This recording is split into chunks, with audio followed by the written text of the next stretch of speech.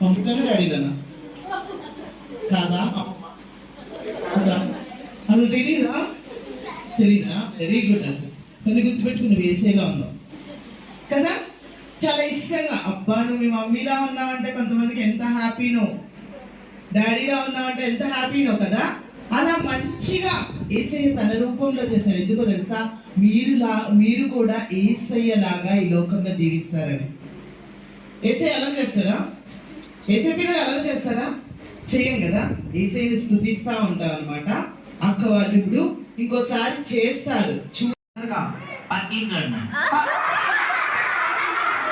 కాలు తప్పిపోయావా ఏంటి? పక్కింటికి వెళ్ళావు, వచ్చేస్తే తొందరగా నీకోసం మేము ఎప్పటి నుంచో కళ్ళు కాయలు కాసేలా ఎదురు చూస్తున్నాం.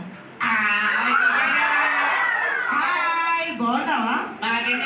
చాలా రోజులైంది నిన్ను కలిసి. ఎలా ఉన్నావు? గుడ్డ కోడిగుడ్డ?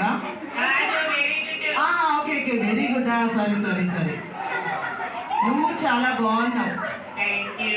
ఓకే, మా పిల్లలు చూడు ఎంత బాగున్నారు.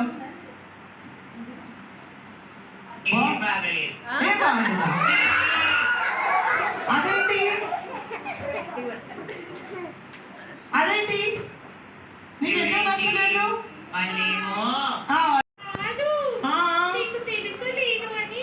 అదా నాకు తెలుసులే కానీ మన ఫ్రెండ్స్ ఇక్కడ అందరూ కొత్త వాళ్ళు ఉన్నారు కదా, వాళ్ళకి నీ పేరు చెప్పి హాయ్ చెప్పి నువ్వేమైనా చెప్పాలనుకుంటే చెప్పావనుకో.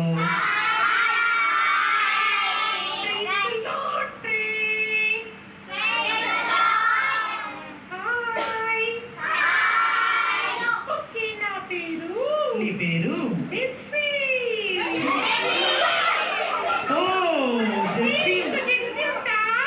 ఉంది, మా మధ్యలో ఒక జెస్సీ అక్క ఉంది.